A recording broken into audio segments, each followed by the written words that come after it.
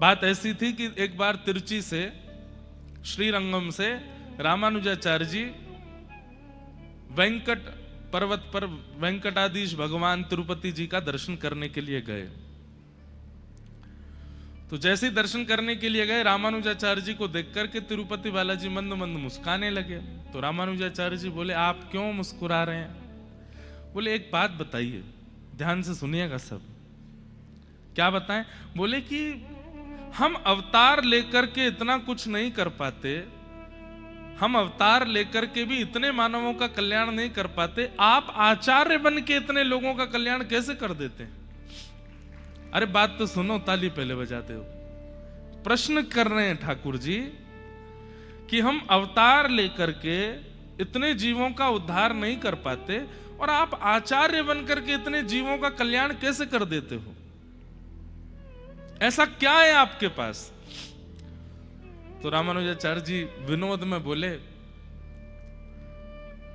मंदिर में बैठ करके ज्ञान उपदेश नहीं सुना जाता, मंदिर से बाहर निकल के आओ पहले। अब प्रश्न किया है और संशय का समाधान आचार्य से पूछ रहे हो, तो मंदिर में बैठ के कौन संशय करता है? भाई, संशय करने वाले को, जिज्ञासा करने वाले को नीचे बैठना चाहिए, बाहर आइए पहले। तो ठाकुर जी बाहर आ गए मंदिर से। बोले, अब बताइए। ठाकुर जी तो बाहर आए, लेकिन चंवर अभी भी डुरा रहे थे। आसपास लोग पंखा कर रहे थे ठाकुर जी को, कोई तुलसी अर्चना कर रहा था, कोई कमल चढ़ा रहा था। रामानुजाचार्य जी बोले, मतलब यहाँ पे चंवर डुरा रहे हैं, पंखा झल रहे हैं, पैरों में आपके चरणों में तुलसी अर्चना चल रही, ऐसे कोई ज्ञान उपदेश सुना जाता है? पहले इन सबको हटाओ यहाँ से। तो ठाकुर जी बोले, सब लोग जाओ भैया, एकांत में बैठने दो। सब चले गए। अब ठाकुर जी तो इतने लंबे हैं, तिरुपति बालाजी खूब लंबे हैं, और रामानुजाचार्य जी थोड़े न छोटे हैं उनके सामने। तो रामानुजाचार्य जी बोले, ज्ञान लेने वाले से नीचे झुका जाता है, ऐसे तन के नहीं खड़े रहते हैं कि हाँ गुरुजी बताओ, ऐसे होता है। थोड़ा नीचे झुकिए। ठाकुर जी थोड़े नीचे झुक गए। बोले, थोड़ा कान पास में लाइए। तो ठाकुर जी ने अपना कान पास में किया। इतने में रामानुजाचार्य जी ने अपना अंग वस्त्र उड़ा दिया ठाकुर जी के ऊपर, और कान में जो हमारा गुरु मंत्र है, अष्टाक्षर मंत्र, सुना दिया। और जैसे ही सुनाया, ठाकुर जी बोले, ये तो मेरा ही नाम है, मेरा ही नाम आप मुझे ही सुना रहे हो। मैंने पूछा कि मैं तो अवतार लेकर के इतने लोगों का उद्धार नहीं कर पाता, आप आचार्य बन के इतना उद्धार कैसे करते हैं? रामानुजाचार्य जी बोले, वही तो बताना था, आप वो नहीं कर पाते जो आपका नाम कर देता है। आपका नाम। वेंकटेश भगवान के नेत्र सजल हो गए। बोले कि अब आप यहीं विराजो। और संपूर्ण दक्षिण भारत में समस्त देवस्थानों में आप प्रणाम की मुद्रा में बैठे हैं, लेकिन तिरुपति में आप आशीर्वाद की मुद्रा में बैठे हैं। वहां पर आप वेंकटेश भगवान के सामने ऐसे बैठे हैं, रामानुजाचार्य जी। तो पिता, पुत्र, गुरु, पिता और शिष्य तो सुने, अब ये थे गुरु और संपत कुमार भगवान, उनके प्रति रामानुजाचार्य जी का पुत्र भाव है। ठाकुर जी पुत्र हैं और रामानुजाचार्य जी पिता के भांति वहां ठाकुर जी के सन्मुख हैं। ऐसे श्रीमद रामानुजाचार्य जी महाराज, उनकी कृपा से दक्षिण भारत में आज भी भक्ति का संचार, आज भी भक्ति प्रवाहित हो रही है। ऐसे आचार्य चरण को हम बारंबार प्रणाम करते हैं। नख पे धार लियो गिरिराज, नाम गिरधारी पायो है। नख पे धार लियो गिरिराज,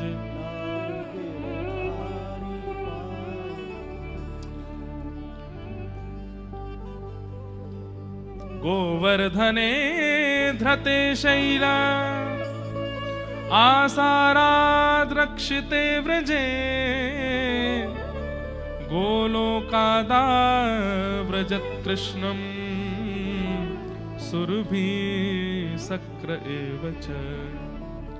सब ब्रजवासियों को लेकर के ठाकुर जी गोवर्धन गए, और गोवर्धन में जाकर के कही, भैया इनको पूजो। कल हम लोग सुन रहे थे कि ब्रजवासियों ने 56 भोग लगाए और श्री गिरिराज बाबा की खूब सुंदर आराधना की, खूब सुंदर पूजा करी। ठाकुर जी स्वयं अपने हाथन से जाकर के श्री गिरिराज जी को 56 भोग अरोगा रहे हैं, खूब आनंद कर रहे थे, ब्रजवासी उछल उछल करके नाच रहे थे।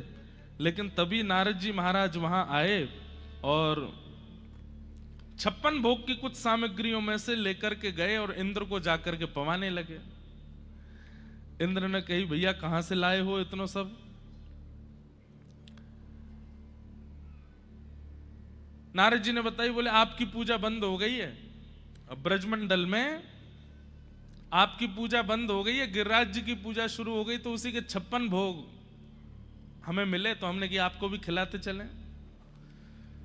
इंद्र को बड़ी तेज क्रोध आया, बोले ब्रजवासियों ने मेरी पूजा बंद कर दी। एक बात बहुत ध्यान से सुनिएगा, हम किसी के प्रति कोई व्यवहार करते हैं और उस व्यवहार में एक बार कोई कमी आ जाती है और सामने वाला व्यक्ति विचलित हो जाता है, इसका मतलब क्या है? वो व्यक्ति योग्य नहीं है। जैसे मान लीजिए पत्नी अपने पति की खूब सेवा करती है, जैसे पति को भोजन चाहिए वैसा भोजन, जैसे वस्त्र चाहिए वैसे वस्त्र, जैसा व्यवहार चाहिए वैसा व्यवहार रोज करती है। 6 महीना कोई कटौती नहीं हुई, लेकिन एक दिन इतनी सी गलती होने पर और पति नाराज हो जाए, इसका मतलब क्या है? 6 महीने आपकी की गई सारी आराधना व्यर्थ हो जाती है केवल एक बार की क्रिया में। तो इसका मतलब आप दोषी नहीं है, उसका स्वभाव ही खराब है, उसका स्वभाव ही उचित नहीं है। ठाकुर जी ऐसे नहीं है। भगवान का स्वरूप कैसा है? आप 6 महीना खूब प्रेम से करो, लेकिन एक दिन कोई अपराध बन जाए तो कई लोगों को डर लगता है कि जैसे किसी का कोई नियम था, एकादशी का नियम था, साल हो गया 2 साल हो गए, खूब बढ़िया एकादशी चल रही है, हर महीने करते हैं, भूलते नहीं है, लेकिन गलती से एक एकादशी निकल गई, उस पर कुछ अन्न खा लिया तो कई लोग डर जाते हैं, ठाकुर जी अब नाराज हो गए होंगे। अगर वास्तव में आप भगवान की आराधना करते हैं और एक सच्चे भक्त के भांति सच्चे भगवान की सेवा करते हैं, ठाकुर जी नाराज नहीं होते। ये तो छोटे मोटे इधर उधर के जो होते हैं ना, इनकी जब आराधना करते हो और उसमें जरा सी कमी होती है तो वो नाराज हो जाते हैं। जैसे एक जगह मैं गया, मैंने वहां के लोगों से कहा आप लोग बलि क्यों करते हो? बोले हम बलि नहीं करें तो हमारे देवता नाराज हो जाते हैं। मैंने कहा अच्छा, एक जीव को एक बार ना मारा जाए तो देव नाराज होते हैं, और जीव की रक्षा करो तो? बोले वो तो अच्छी बात है ही है, पर मैंने कहा देखो ये देव का स्वरूप नहीं है, वो देव तुल्य होंगे, देवता की श्रेणी में होंगे, लेकिन बात एक हमारी बहुत ध्यान से सुनिएगा, कई बार आपके द्वारा लिखे गए पत्र, आपके द्वारा किए गए कमेंट्स, आपके द्वारा किए गए मेल्स, उससे प्रधानमंत्री नाराज नहीं होता, नीचे वाले हो जाते हैं। प्रधानमंत्री आपके घर आए, आपने उचित व्यवस्था नहीं करी, वो उनको बुरा नहीं लगेगा, वो इसीलिए तो विशाल हैं, इसीलिए तो श्रेष्ठ हैं। लेकिन कोई छोटा मोटा अधिकारी आ जाए जो कभी प्रधानमंत्री के संग रहा हो, वो घर आ जाए और उसकी सेवा में चूक हो जाए, 2 मिनट में उसकी भौंच चढ़ जाती है, आपने ये नहीं किया, आपने वो नहीं किया, आपने ऐसा नहीं किया। ठीक वैसे ही अगर मूल ठाकुर जी की आप आराधना करते हैं, वो नाराज नहीं होते। उनकी सेवा में आपसे कोई अपराध बन जाए, कोई गलती हो जाए, हाँ एक चीज से नाराज होते हैं बस, और वो क्या है? किसी भगवत भक्त का अपराध, भक्त का अपराध, ब्राह्मण का अपराध, गौ का अपराध और नारी अपराध, ये 4 अपराध ठाकुर जी से सहन नहीं होते। आपने ठाकुर जी का श्रृंगार नहीं किया अच्छे से, वो नाराज नहीं होंगे। आपने ठाकुर जी को भोग नहीं लगाया, वो नाराज नहीं होंगे। पर एक स्त्री का अपमान कर रहे हो और ठाकुर जी को 56 भोग लगा रहे हो, ठाकुर जी निश्चित नाराज होंगे। ठाकुर जी को सोने चांदी के आभूषण पहना रहे हो और यहां ब्राह्मणों को गाली दे रहे हो, ठाकुर जी निश्चित नाराज होंगे। गायों की रज रज के सेवा कर रहे हो, लेकिन भक्तों को कुछ नहीं समझते हो, तो ठाकुर जी निश्चित नाराज होंगे। इसलिए ये 4 बातों का ध्यान रखिए। एक तो कभी गौ सेवा में आपके प्रति अपराध ना बने, विप्र सेवा में अपराध ना बने, भक्त सेवा में अपराध ना बने, और स्त्री के मान सम्मान में आपसे अपराध ना बने, तो ठाकुर जी आपसे नाराज नहीं है। कई लोग कहेंगे महाराज जी स्त्री पुरुष का अपराध करे वो स्त्री पुरुष का अपमान करे उसमें नाराज नहीं होते ठाकुर जी। देखो पहले के जमाने में स्त्रियां किसी को अपशब्द बोलती ही नहीं थी। अब कलयुग आ गया है और अब घोर कलयुग आ गया है और इस घोर कलयुग के कारण क्या हो गया भैया? वो पीछे अम्मा क्यों उठी? गुब्बारा गिर गया? क्या गिरा? सब ठीक है ना? हाँ ठीक है, बैठ जाओ। छिपकली गिरी थी क्या?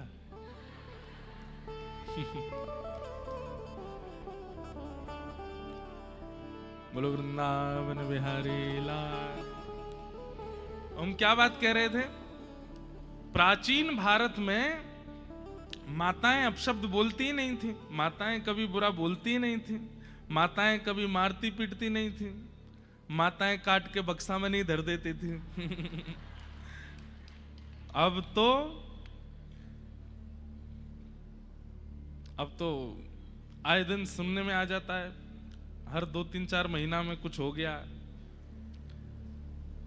वैसे ही ब्याह नहीं कर रहे और डर लगे आ जाता है, क्या करें। लेकिन एक बात सुनिएगा, रेशियो देखो। अगर रेशियो देखने पर आओगे तो भाई लोग तो हर दिन कोई ना कोई कुछ ना कुछ करता ही रहता है। माताओं के आते हैं 2 महीना 6 महीना में कोई एक बात, क्योंकि अभी भी स्वभाव इतना नहीं बिगड़ा है, अभी भी सहज भाषी, मृदु भाषी, प्रिय बोलना, ख्याल रखना, ये मां का स्वभाव होता ही है। इसलिए उनके लिए कहा गया है कि भाई उनका अगर सम्मान में कोई, यत्र नार्यस्तु पूज्यन्ते रमन्ते तत्र देवता, अगर नारी का सम्मान नहीं करते हो तो ठाकुर जी नाराज होते हैं। और वो व्यक्ति चाहे कितनी सेवा करता हो ठाकुर जी की, लेकिन स्त्री अपराध यदि उसके द्वारा होता है ठाकुर जी राजी नहीं होते। ऐसे ही ठीक उतना ही विप्र अपराध यदि वो करता है, कई लोगों को हमने देखा है, बड़े बड़े सेठ साहूकार होते हैं, अपने घर पर ब्राह्मण देवता को बुलाते हैं पूजा आदि कराने के लिए, लेकिन ठीक है पूजा करवाते हैं पर वैसा सम्मान नहीं करते ब्राह्मण का। आप कहेंगे ब्राह्मण ही अधिकारी क्यों है सम्मान का? भैया आपके जन्म से लेकर के अंतिम संस्कार तक आप स्वयं अपना कुछ नहीं कर सकते, सब ब्राह्मण को ही कराना पड़ता है। वे ही नामकरण करवाएंगे, वे ही मुंडन करवाएंगे, वे ही ब्याह करवाएंगे, वे ही प्रथम अक्षर लिखवाएंगे, वे ही अन्नप्राशन करवाएंगे। अगर ब्राह्मण सन्निधि ना प्राप्त हो तो आप में और अंग्रेजों में और आप में और विधर्मियों में कोई अंतर थोड़ी है। ब्राह्मण सानिध्य के कारण आप वैष्णव कहलाते हो, आप हिंदू कहलाते हो, आप सनातनी कहलाते हो। अगर ब्राह्मण नहीं है, आप अपने आप ही करके तो दिखाओ, कुछ नहीं कर पाओगे। अरे नया घर तक बनाएंगे तो उसमें भी प्रवेश ब्राह्मण ही कराएगा, और जब पधार जाओगे तब आपकी अंतिम यात्रा भी ब्राह्मण ही कराएगा। तो हमारी प्रत्येक क्रिया को व्यवस्थित रूप से हमारे वैदिक धर्मानुसार करवाने वाले ब्राह्मण, क्या वो सम्मान डिजर्व नहीं करते? निश्चित करते हैं, वो गुरु तुल्य हैं, आपको उनको प्रणाम करना चाहिए। शास्त्र तो ऐसी आज्ञा करते हैं, अगर कोई ब्राह्मण कुल में जन्मा है और ब्राह्मणेतर कर्म करता है, मतलब जो ब्राह्मणों के काम नहीं होते वो करता है, तो भी वो प्रणम्य है।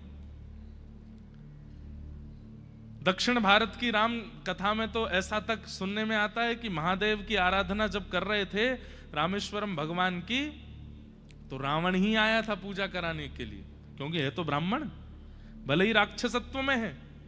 और जब वो आया तो उसने आकर के कह दिया, बोले कि भाई बिना गृहिणी के तो नहीं होगी। तो फिर सब ने आसन से उठा, बोले आसन पे तो तुम ब्राह्मणों से उठ के इधर आओ। और जब किनारे गए तो बोले कि गृहिणी तो तुम्हारे पास ही है। तो बोले ठीक है मैं ले आता हूं, लेकिन केवल पूजा तक रहेंगी, फिर उसके बाद मैं ले जाऊंगा। तो राम जी बोले जैसा आपको उचित लगे। तो फिर रावण लेके आया सीता जी को और जाकर कहा बैठिए, और वाम भाग में जब सीता जी बैठी हैं तब महादेव की आराधना रावण ने करवाई। और उसके बाद जब आराधना पूरी हो गई, राम जी ने दक्षिणा प्रदान की। दक्षिणा प्रदान करने के बाद में ब्राह्मण को जो उचित सम्मान प्रणाम आदि करना चाहिए वो सब किया, और रावण ने आशीर्वाद दिया है। और रावण को यही आशीर्वाद देना पड़ेगा क्या, चिर सौभाग्यवती भव, आपका सौभाग्य, आपके पति सदा सर्वदा आपके नेत्रों के सन्मुख रहे हैं। और जब सब हो गया, आसन से उतरते फिर राक्षस बन गया। बोले आइए बैठो विमान में चलो। ऐसा दक्षिण भारत की जो रामायण भी अनेक है ना, उसमें एक में ऐसा भाव भी है। तो ब्राह्मण का सम्मान करना ये बहुत आवश्यक है। आजकल लोग जातिवाद में आकर के ये भूल जाते हैं कि ये उचित नहीं है, बल्कि उसकी जगह दूसरी बात कहने लगते हैं कि यही क्यों अधिकारी, हम क्यों नहीं है। सबके अधिकार विभक्त किए गए हैं। बोतल में ऊपर की तरफ वो होती है, क्या बोलते हैं उसको, ढक्कन। अब ढक्कन तो ऊपर होता है और नीचे का जो हिस्सा है वो रो रहा है। बोले क्यों? बोले मेरे साथ बहुत अत्याचार किया, मुझे ऊपर करो, ढक्कन नीचे करो। हो सकता है ऐसा? ढक्कन नीचे कर देंगे तो क्या होगा, जब जब खुलेगा जितना अंदर सार भरा है सब निकल जाएगा, कुछ नहीं बचेगा। अब इसी दिशा में जा रहे हैं हम लोग, ढक्कन को नीचे कर रहे हैं। और जिस दिन ढक्कन नीचे हो गया, हो सा ही गया है, लोग बाग कहां करते हैं सम्मान। अब इसी वजह से धर्म टिकता नहीं, निकल जाता है। भक्ति टिकती नहीं, निकल जाती है। संस्कार रुकते नहीं, प्रस्थान कर जाते हैं। क्यों? ब्राह्मणों के उचित सम्मान नहीं करते, इसलिए ठाकुर जी नाराज होते हैं। तो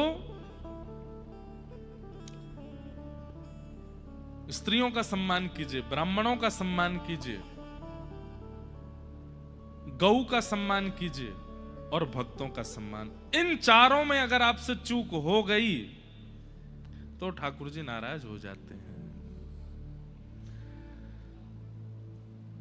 इंद्र नाराज हो गया, क्यों? क्योंकि उसकी हजारों वर्षों से चली आ रही पूजा आज नहीं हुई है। ये कैसा देवता है? ये देव हो कैसे सकता है तो देवता ही, लेकिन ये भगवान नहीं है। इंद्र ने मेघमालाओं को आज्ञा कर दी, जाइए जाकर के ब्रजमंडल पर इतनी वर्षा करो, इतनी वर्षा करो कि पूरा ब्रजमंडल डूब जाए। सांबर तक मेघमालाओं ने आकर के इतनी जोर से वर्षा करना प्रारंभ किया। गड़गड़ करके बादल गरजने लगे। सब ब्रजवासी त्राहिमाम कह के दौड़ने लगे। हम तो पहले ही मना कर रहे हैं, इंद्र की पूजा बंद मत करो। ना मानी हमारी बात, या नेक्स्ट से छोरा की बात मान करके और सबन ने इंद्र की पूजा बंद कर दी। यही मारे इतनी जोर से इंद्र नाराज हैरो है। बंधुओं, गिरिराज लीला इतनी सुंदर है और इतनी विस्तृत है, कितने समाधान हो जाते हैं। भक्ति में आप ठाकुर जी के सन्मुख गए, आपने सब कुछ अर्पित कर दिया, 56 भोग लगा दिए, लेकिन जरा सी विपरीत अवस्था होने पर आपका विश्वास टूट गया, तो फिर ये उचित साधना नहीं है। वैष्णो देवी गए, जगन्नाथपुरी गए, खूब सेवा करके आए ठाकुर जी की, लेकिन सेवा करके लौट के जैसे आए तो एक अनुचित कृत्य यदि आपके साथ हो गया, उसी पर नाराज हो जाते हैं। बोले देवी मैया ने हमको पता नहीं हमसे नाराज हैं, या देवी मैया में अब बल नहीं बचा, हमारे साथ ये गलत क्यों हो रहा है। ये अविश्वास, अविश्वास नहीं। भाई देखो, विश्वास कैसी चीज है। हम पैसे दे करके एयर टिकट लेते हैं, पायलट का नाम भले ही अनाउंस कर दिया जाता पर उसका रूप तो जानते नहीं, उसके बारे में बैकग्राउंड तो हमें पता नहीं। फ्लाइट में बैठ जाते हैं, जैसे टेक ऑफ होता है कई लोग सो जाते हैं। सो क्यों जाते हो आप फ्लाइट में बैठ के? क्योंकि आपको विश्वास है कि वो हमको बिल्कुल ठीक ठाक पहुंचा देगा। ट्रेन में बैठ जाते हैं, सो जाते हैं, क्यों? क्योंकि रेलवे लोको पायलट पर हमें विश्वास है। अरे फ्लाइट की यात्रा करते हैं, ट्रेन की यात्रा करते हैं, बस की यात्रा करते हैं, इतना विश्वास हमें होता है कि ये हमें सही सलामत पहुंचा देंगे। लोग बाग सलून पर जाते हैं, वहां तो आपके बाल काटने वाला, दाढ़ी बनाने वाला, वो तो साक्षात मृत्यु हाथ में लेकर के खड़ा रहता है, उसको हम 100 रुपए देते हैं और वो जैसे कहता मुंडी घुमाओ, ऐसा करो, सब जगह कर लेते हैं। अरे वो यहां तक घूम जाता है, उस पर भी हमें भरोसा होता है, लेकिन सर्वांगीण रूप से हमें सर्वस्व प्रदान करने वाले ठाकुर जी पे इतना भरोसा नहीं हो पाता। हम विश्वास एक सलून वाले पे कर सकते हैं, पायलट पर कर सकते हैं, लोको पायलट पर कर सकते हैं, ड्राइवर पर कर सकते हैं, लेकिन पूरे विश्व का संचार करने वाले उस ईश्वर पर विश्वास नहीं हो पाता। उन पर विश्वास में क्यों कमी रह जाती है? भक्ति में सबसे श्रेष्ठ प्रस्तुत करने वाली वस्तु यदि कोई है तो वो विश्वास है। आप चाहे जो दे दीजिए, लेकिन विश्वास कमी है, विश्वास खटा है, उसका कोई फायदा नहीं।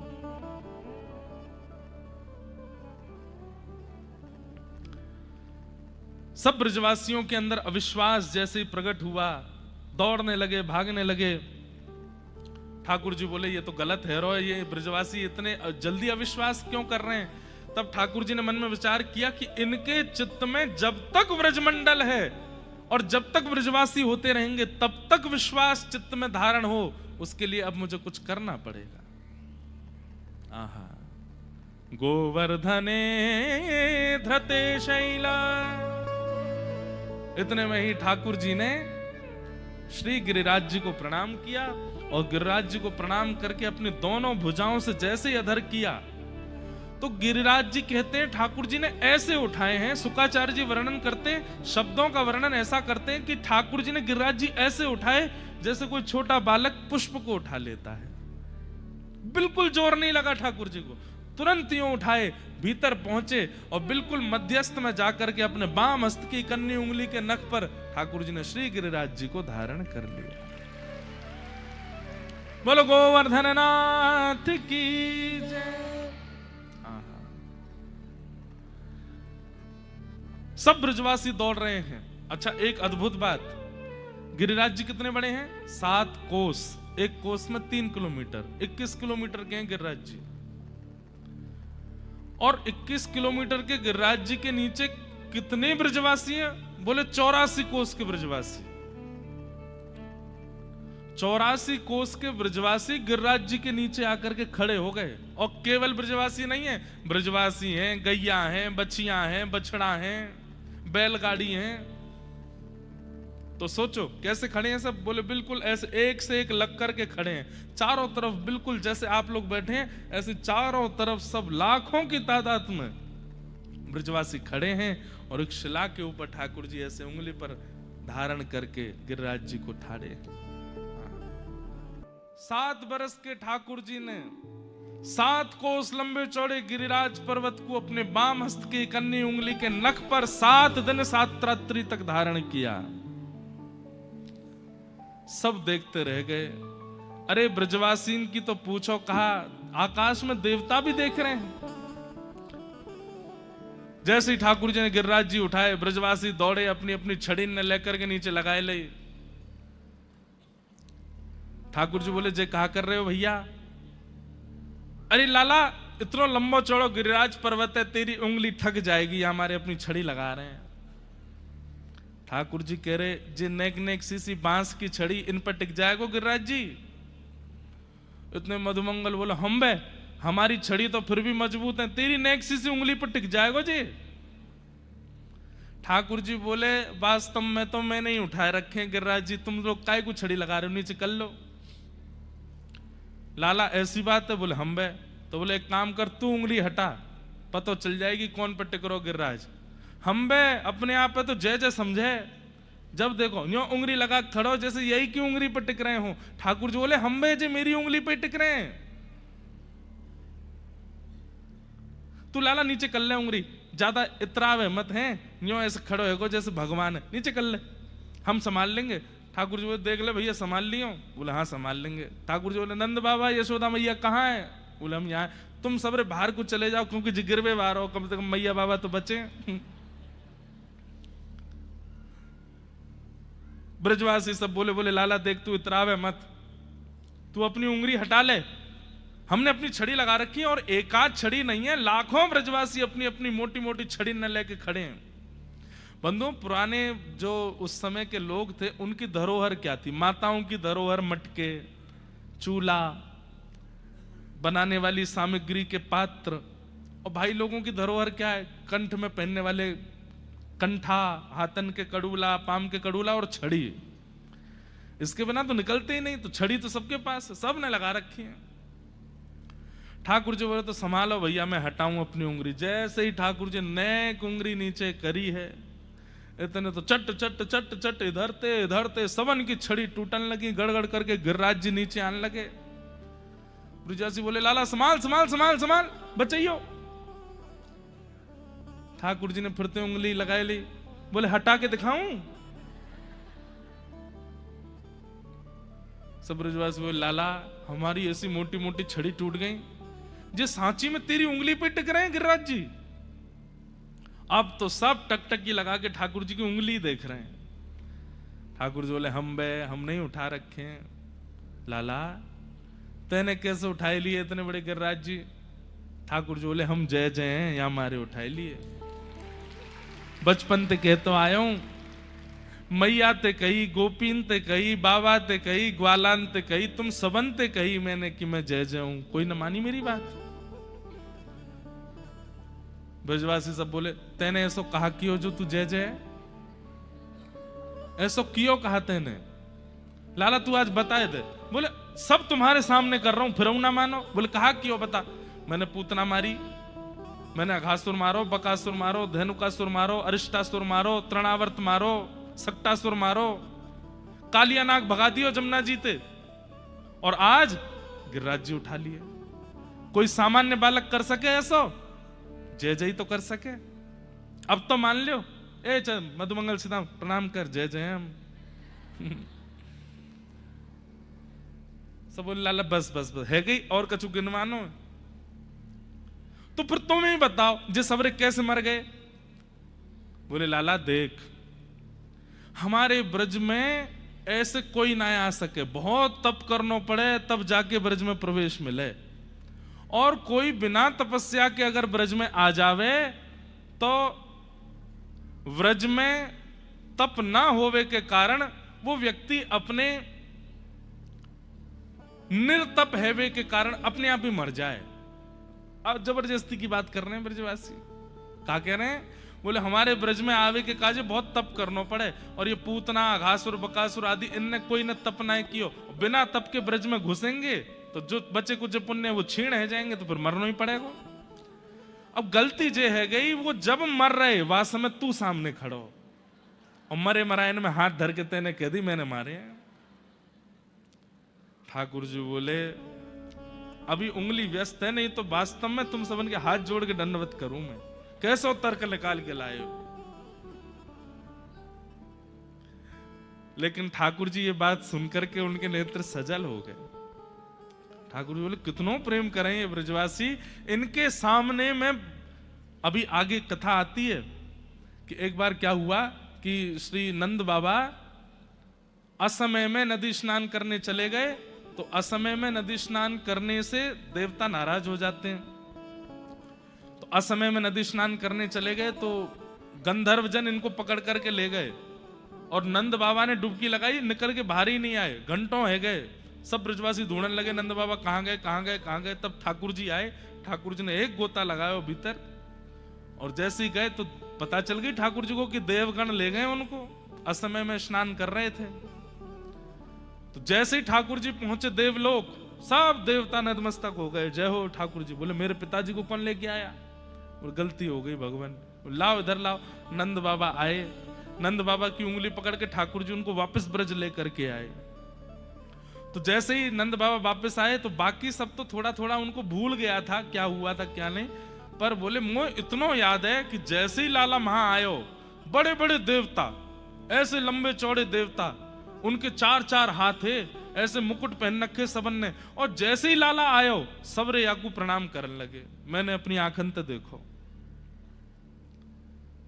तो ये बात सुन करके छोटे छोटे ब्रजवासी बालक सब लाला के पीछे पड़ गए। लाला तू सांची जय जय? नंद बाबा बता रहे सबरे देवता तो प्रणाम कर रहे। ठाकुर जी बोले हम बे चल हाथ दबा मेरो, तू पाम दबा चल। सब सेवा कराने लगे। सब ब्रजवासी बोले लाला तू सांची जय जय, आज तो हमें भरोसा है। ये बाद की लीला है, गिरिराज पूजा के बाद। आज तो हमें भरोसा है गो लाला, तेने राक्षस मारे, तेने कालिया नागो भगा दियो, तेने गिरिराजो उठा लिए। ठाकुर जी बड़ी देर में विश्वास भयो, लेकिन कोई बात ना, चलो अब मैं रोज पूजा करियो है ना। बोले हाँ लाला, अब एक काम कर दे। बोले कहा तू हमारो सखा है ना। बोले हाँ, एक बार हमें दिखा तो ला ये स्वर्ग है कैसो, या वैकुंठ को ना एक दर्शन करा ला हमें। सो ठाकुर जी उठ के बैठ गए, वैकुंठ देखोगे? बोले हम बे लाला एक बार दिखा ला। ठाकुर जी चलो दिखा के लाऊं। इतने में ठाकुर जी ने गरुण जी बुलाए, गरुण जी आए उड़ते भय आकाश थे। ठाकुर जी ने सब सखानते के बैठ जाओ जाके ऊपर, सब बैठ गए, ठाकुर जी भी बैठ गए। और जैसे ही वैकुंठ पहुंचे हैं, आहा, स्वर्ण के अद्भुत अद्भुत मणियों से मणित दरवाजे अपने आप खुलने लगे। गरुण जी जाकर के जैसे ही विराजमान हुए, अपने आप स्वर्ण की सीढ़ियां आ गई, उनसे उतर रहे हैं सबरे नीचे। नीचे उतरे तो उतरते ही महाराज सबको माला पहना रही हैं अप्सराएं, सुंदर सुंदर पेय जल लेकर के आई हैं पीने के लिए। ग्वाल वाल बोले लाला जी वैकुंठ है? बोले हाँ जी वैकुंठ है। ये कौन है हाथी पे डोल का? बोले इंद्र है। अच्छा यही है हमारो कुल देवता पुरानो, अब तो बदल गो। ठाकुर जी बोले हम यही है। लाला ये दारी के एक बार प्रणाम करवा दे हमें, जाने साल भर हमसे प्रणाम करवाइए। ठाकुर जी बोले अभी करवाओ। ए इंद्र इधर आओ। ठाकुर जी की आज्ञा मानते तुरंत ऐरावत हाथी नीचे बैठ गया। इंद्र उतर के नीचे आया, प्रणाम करो। सब ब्रजवासियों को प्रणाम करे।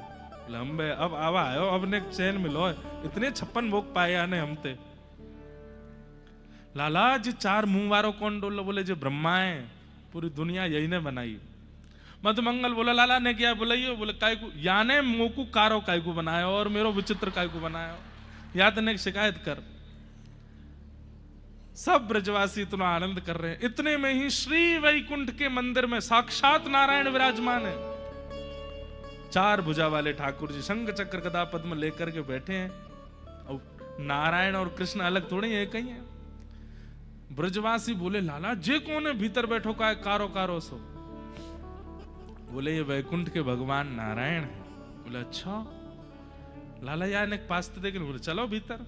भीतर गए तो जाकर के देखे, वहीं जय विजय पार्षदों ने थोड़ी भीतर जाके रोक दिया। बोले इससे अंदर आप नहीं जा सकते, ये यहाँ मर्यादा है। सब ब्रजवासी बोले लाला यहाँ को मोह तो बिल्कुल तेरे जैसा ही है, बिल्कुल तेरी जैसी नाक कान आंख, हंसे भी तेरे जैसा ही है, लेकिन लाला हमें जेना है चाहिए। बोले क्यों? यहाँ तो बड़ी मर्यादा है। हमारा तो मन है रो कि हम या की गोद में बैठेंगे, या के संग ने खेलेंगे, ने मक्खन या को खवाएंगे, फिर या तो हम खा लेंगे। ठाकुर जी बोले भाई मर्यादा में ही रहने दो, ये सब मेरे संग कर लियो, चलो आओ बाहर। बाहर लेके आए, फिर 10-15 कक्ष खुलवा दिए ठाकुर जी ने। जाओ सबरे एक एक कमरा में जाके आराम करो। बढ़िया सुंदर मखमली गद्दा लग रहे हैं, सबरे ब्रजवासी उछल रहे हैं उन पर जोर जोड़ते। जो मन खावे को करे वो सामने प्रस्तुत है जाए, खा रहे हैं पी रहे हैं आनंद कर रहे हैं। नदी है, सरोवर है, पहाड़ हैं। गरुड़ जी हाथ जोड़ के खड़े हैं, कहीं घूमने जाना हो तो बताइए ले चलें। 2-4 घंटा ब्रजवासी ने खूब आनंद किया। ठाकुर जी बोले प्रसन्न हो? लाला एक बात कहें? बोले हाँ। बहुत आनंद आ रहा है यार वैकुंठ में। बोले अच्छा आनंद आ रहा है? बोले हाँ। तो फिर एक काम करो। बोले कहा मैं जा रहा हूं वापस नंद बाबा यशोदा मैया के पास, तुम लोग यहीं रहो वैकुंठ में। ये बात सुनते ही ब्रजवासी रोने लगे, चरण पकड़ लिए। बोले लाला जे कितनो सुंदर होए, यहाँ कितनी व्यवस्था हो, पर हमारे वृंदावन ते सुंदर ना है, हमें वापस वृंदावन ही ले चल। सब देवताओं को ठाकुर जी ने अपने सामने प्रकट किया। बोले तुम सबके मन में संशय आता है कि ब्रजवासी मुझे इतने प्रिय क्यों हैं? बोले जो वैकुंठ को भी त्याग सकते हैं जिस नगर के लिए, वृंदावन के लिए, वो हैं ये ब्रजवासी। इनको वैकुंठ प्रिय नहीं है, इनको स्वर्ग प्रिय नहीं है। अरे कहां तक कहें, कुछ समय बाद जब मैं व्रत छोड़ करके जाऊंगा, इनके प्राण बसते हैं मुझ में, ये मेरा त्याग भी कर देंगे लेकिन वृंदावन से नहीं जाएंगे। अरे मथुरा दूर नहीं है वृंदावन से, ये चाहे तो 6 बार जाकर के मथुरा मिलके आ सकते हैं, लेकिन नहीं जाएगा एक भी ब्रजवासी मथुरा। क्यों? वृंदावन नहीं छोड़ सकते। वृंदावन हमें कृष्ण से भी अति प्रिय है। वृंदावन नगर नहीं है बंधुओं, वृंदावन कोई स्थान नहीं है। वृंदावन स्वयं श्री प्रिया प्रियतम ही नगर रूप में, स्थूल रूप में विराजमान हो गए। वहां के कण कण में, वृक्ष में, गलियों में, मोहल्ले में, हर जगह श्री कृष्ण विराजमान है। और एक बात बोलूं, कई बार अति प्रिय व्यक्ति तो चला गया लेकिन उसकी सुगंधी रह गई। अति प्रिय व्यक्ति तो चला गया लेकिन उसका अनुभव रह गया हमारे पास।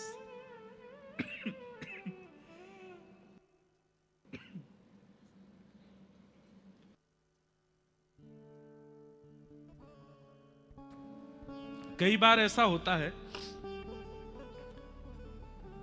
दादी दादा चले गए, नाना नानी चले गए, घर का कोई सदस्य चला गया, अरे चलो स्वर्ग जाने की क्यों कहें, कोई मेहमान आकर के घर में 10-15 दिन रह के चला गया, 10-15 दिन बाद वो व्यक्ति स्वरूप से नहीं है, लेकिन उसकी आवाज, उसकी उपस्थिति, उसकी सुगंधी, उसका सब बोलना, उसका ऑरा वहीं रह जाता है।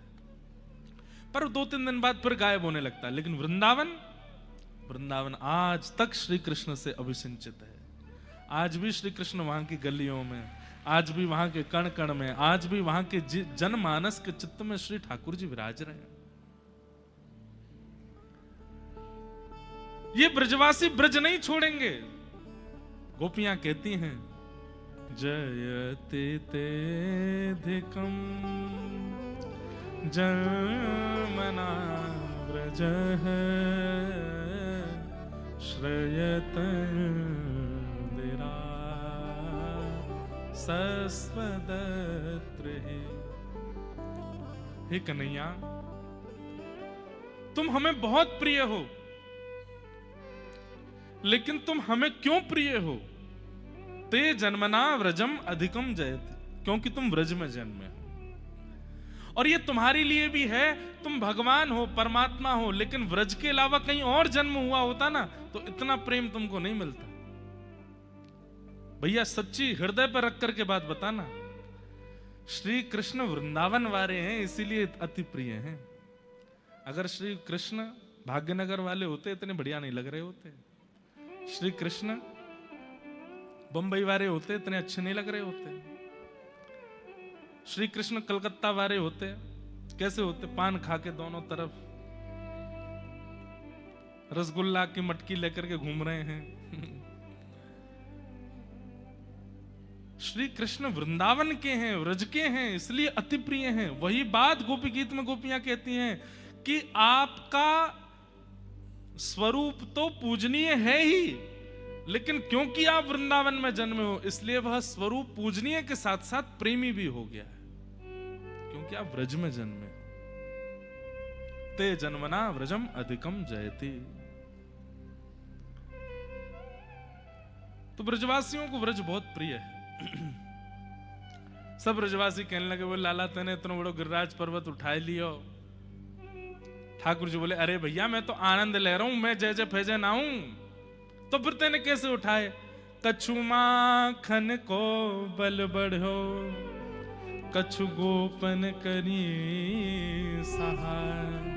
श्री राधे जू के कृपा सो मैंने गिरिवर लियो। कछु तो मुंह में माखन को बलायो। अरे गोपियों सबरी सुन लो मेरी बात। तुम सबन ने हमेशा मुंह ते कही, तेने हमारे घर में घुस के चोरी कर करके माखन खायो। अरे मैं एक घर को माखन खातो, अपनी मैया के हाथ को निकसो माखन खातो तो केवल मैया को बल मुंह में आतो, लेकिन इतनी सारी गोपी श्रम करके मक्खन निकारे और वह मक्खन को चोरी कर करके मैं खाए गयो, तो इतनी गोपीन को जो श्रम है, जो बल है, वो मुंह में आ गया और मैंने गिरिराज जी उठाई लिया। अब देखो एक बात सुनिएगा, प्रेम में लॉजिक नहीं होता, इसलिए इन बातों में लॉजिक मत देखना। आपको ये कौन सी बात है, मक्खन निकाल वैसे उसमें बल आ जाता है। प्रेम अगर लॉजिकली डिफाइन किया जा रहा है तो वो प्रेम नहीं है। प्रेम वही होता है जिसमें लॉजिक ही नहीं है। ठाकुर जी की बातें अभी यहां बिल्कुल इलॉजिकल है। ठाकुर जी क्या कह रहे हैं? तुम सब गोपीन ने जो श्रम करके मक्खन निकालो मैंने खा लिया, और तो सबरी गोपीन को बल मेरी भुजा में आए गए हो। लेकिन भैया मेरी बात सुनो, अब इससे क्या हुआ? गोपियां गोपियों का मान हो गया। ठाकुर जी क्या करते हैं, सबको स्पेशल फील कराते हैं, सबको ऐसा फील करवाते हैं कि वो सबसे ज्यादा स्पेशल है। गोपियों को लगने लगी अरे हमारे हाथ को निक्सम माखन खाए के लाला में बल आयो। और फिर थोड़ी देर में ठाकुर जी बोले अब गोपीन के बल से तो चलनो ना हो काम, तो कछु गोपन करी सहाय, इन गोपन ने भी मेरी सहायता करी। तो ब्रजवासी सब बोले लाला ये तो मक्खन तो मैया नहीं निकारो, हमने तो वहां में हाथ भी ना लगायो, फिर हमते कैसे सहायता है गई। बोले अरे भैया तुम सबन को हाथ लगावे की जरूरत ना है, तुम सबन की शक्ति तो नेत्रन में बैठी है। कैसे लाला? बोले जैसे ही मैंने गिरिराज जी उठाए तो गिरिराज जी तो उठाए गोपीन के बल थे, लेकिन तुम सब टकटकी लगा के मेरी उंगली की ओर देखने लगे तो तुम सबन की आंखन ते सबरी शक्ति निकल के मेरी उंगली में आ गई, मैंने गिरिराज जी उठा लिए। लॉजिक नहीं है बात में, लेकिन प्रेम है। और ब्रजवासी क्या बोले, अरे हम बे तभी तो हम कहें आजकल कमजोरी क्यों आ गई हमें। 2 दिन आते बिल्कुल ऐसा लग रहा है जैसे घबराहट सी है रही है, कहीं शक्ति चली गई है सबरी। अब पता चली कि तो हमारी शक्ति या कि लाला की उंगली में घुस गई है। ठाकुर जी बोले हम बे कछु तो गोपीन ने सहायता करी, कछु ग्वालन ने सहायता करी, और आप सबन की, हमारे नाना जी कहते जैसे ठाकुर जी ने ऐसे कही ना कछु गोपन करी शायद तुम्हारी शक्ति तो मैंने गिरिराज जी उठाए, तो इतने में ही ब्रजवासी सब 56 भोगन की डलिया ले लेके बैठ गए और सब खाने लगे। तो नंद बाबा बोले तुम्हें शर्म ना आ रही, लाला गिरिराज धारण कर खड़ो, तुम यहां जैम रहे हो। सब ब्रजवासी बोले अभी सुनी ना तुमने, हम खामे तो हम में शक्ति बने, और जैसी शक्ति बन के हम लाला देख लें सबरी शक्ति यहां में चली जाए। तो बाबा हम खामेंगे और खा के फिर लाला देख लेंगे, सोई सबरी शक्ति आती जाएगी यहाँ में। भाई गिरिराज लीला उत्सव बहुत सुंदर है। अभी तो हमने निकुंज की लीला सुनाई है, निवृत्त निकुंज की लीला तो और भी ज्यादा सुंदर है। निकुंज निवृत्त निकुंज मतलब निकुंज में सब हैं, ग्वाला भी हैं, मैया भी हैं, बाबा भी हैं, गोपी भी हैं, गोप भी हैं, बछिया भी हैं, बछड़ा भी हैं, पर निवृत्त निकुंज में केवल गोपियां हैं और ठाकुर जी और किशोरी जी। वहां की लीला और सुंदर है, गोवर्धन लीला।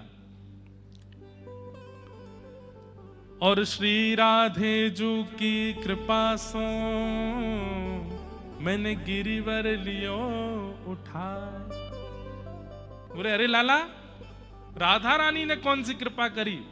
ठाकुर जी बोले अरे वृषभानु बाबा को बुलाओ।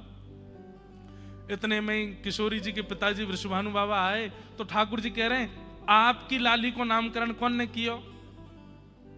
वृषभानु बाबा बोले गर्गाचार्य जी ने कियो। नंद बाबा मेरो नामकरण कौन ने कियो? नंद बाबा बोले तेरो भी गर्गाचार्य जी ने कियो। अच्छा यो सही से बताइयो, गर्गाचार्य जी ने नामकरण करवे के बाद आपको कहा बतायो कि हम कौन है? नंद बाबा बोले गर्गाचार्य जी बोले तुम्हारो लाला नारायण के समान गुणवारो है। और वृषभानु बाबा बोले अरे हमसे भी गर्गाचार्य जी ने कही, पर हमसे यूं कही नारायण के समान शक्ति वाली है लाली। और कहा कही गर्गाचार्य जी ने? तो नंद बाबा बोले गर्गाचार्य जी बोले कि तुम्हारे लाला की कभी शक्ति क्षीण हो तो वृषभानु जी की लाली राधा रानी को या के पास में लाए के ठाड़ो कर दियो, उनते या की शक्ति बढ़ती रहेगी। भानु बाबू बोले हाँ हमसे भी यही बात कही कि आपकी लाली की कभी शक्ति क्षीण हो तो कन्हैया को आगे बगल में खड़ो कर दियो। ये दोनों एक दूसरे की आदि आदि शक्ति हैं, एक होके पूर्ण होंगे। ठाकुर जी बोले तो सोचो इतना बड़ो मैंने गिरिराज जी उठा रखे हैं, किशोरी जी कहाँ है मेरे बगल में? वो लाला किशोरी जी तो ना है। बोले ऐसा है ही ना सके कि उनकी कृपा के बिना मैं गिरिराज जी उठा लूं। जा शिला पे मैं खड़ा हूं, वहां के पीछे जाए के देखो। सब ने जैसे पीछे जाए करके देखी तो वहां पर किशोरी जी अपलक नेत्रों से गिरिराज जी को देख रही हैं और उनके नेत्रों से एक दिव्य ज्योति निकल रही है जिस पर श्री गिरिराज जी धारण हुए हैं।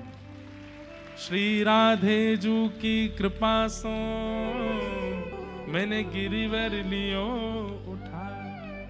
बड़ी बड़े रहस्य हैं हमारी ब्रज की लीला में।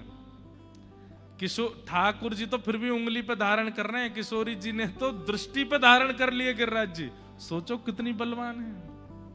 हमारे माई श्यामा जू को राज, हमारे माई श्यामा जू को जाके अधीन सदा ही सांवरो, जाके अधीन सदा ही सांवरो, या ब्रज को सिरताज,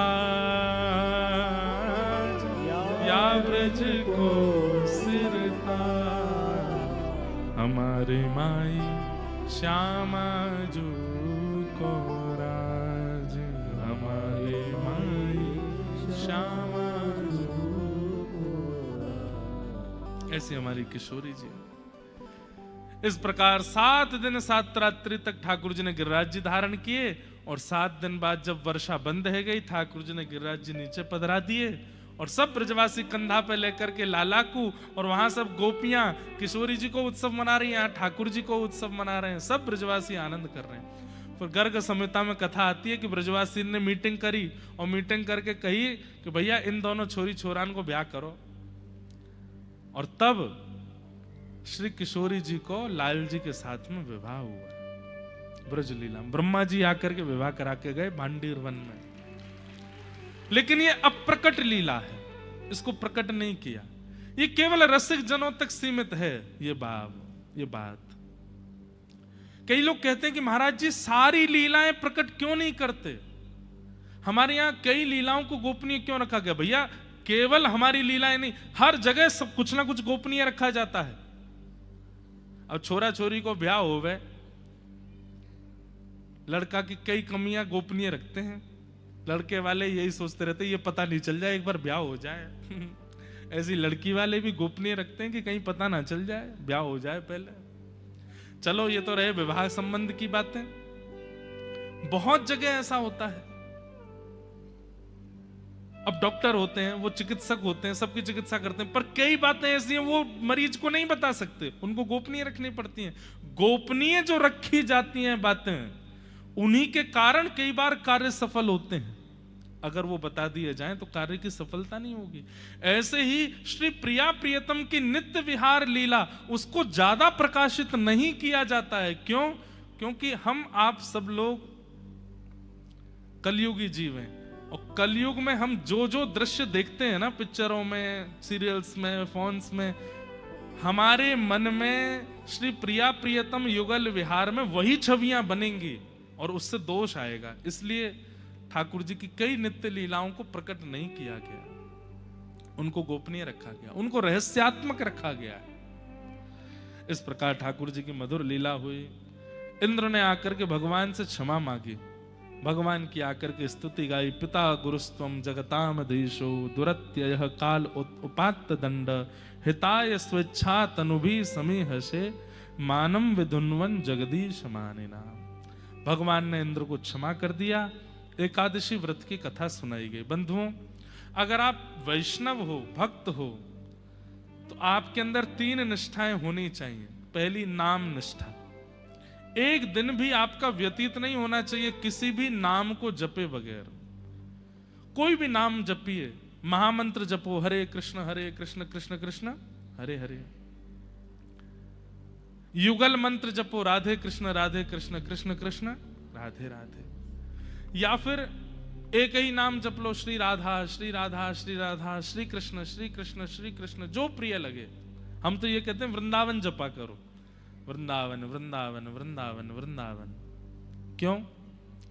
श्री किशोरी जी को जपोगे तो केवल किशोरी जी आमेंगी, ठाकुर जी को जपोगे तो केवल ठाकुर जी आमेंगे, लेकिन वृंदावन जपेंगे तो गिरिराज जी भी आमेंगे, यमुना जी भी आमेंगी, रज भी आवेगी, गोपेश्वर महादेव भी आएंगे, सब आ जाएंगे।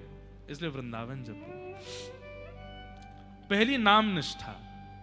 दूसरी तुलसी निष्ठा, तुलसी जी के प्रति निष्ठा, नित्य तुलसी आराधन या तुलसी धारण। और तीसरी है एकादशी निष्ठा। एकादशी कोई मनोकामना पूर्ति के लिए धारण नहीं की जाती है। एकादशी के पीछे कोई ऐसी भावना नहीं कि आप एकादशी करने लगेंगे तो आपके रोग दूर हो जाएंगे, आपकी माता जी स्वस्थ। हो सकता है, नहीं होगा ऐसा नहीं कह रहे हैं, पर उसी के लिए नहीं करनी है एकादशी।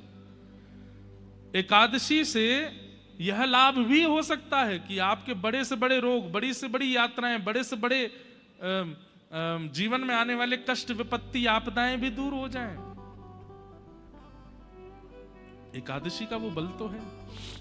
पर एकादशी मूल रूप से किस लिए करनी चाहिए? भगवत प्राप्ति के लिए। हम सब ठाकुर जी को अर्पित करते हैं। कोई पुष्प चढ़ाता है, कोई भोग चढ़ाता है, कोई दक्षिणा चढ़ाता है, कोई वस्त्र चढ़ाता है, कोई ध्वजा चढ़ाता है, कोई सोने चांदी के छत्र चढ़ाता है। पर वास्तव में अपनी बहुमूल्य वस्तु ठाकुर जी को देनी चाहिए। ध्यान से सुनिएगा, व्यक्ति के पास सबसे ज्यादा बहुमूल्य क्या है? उसका जीवन। हमारा जीवन सबसे ज्यादा बहुमूल्य है। हम बीमार हो जाते हैं, तुरंत दवाई क्यों चाहिए? कि भैया कहीं का बड़ी रोग नहीं है जाए, जैसे जान चली जाए, प्राण बचाने। सबसे ज्यादा बहुमूल्य है व्यक्ति के पास उसके प्राण। आप कहोगे महाराज जी प्राण कैसे दें ठाकुर जी को?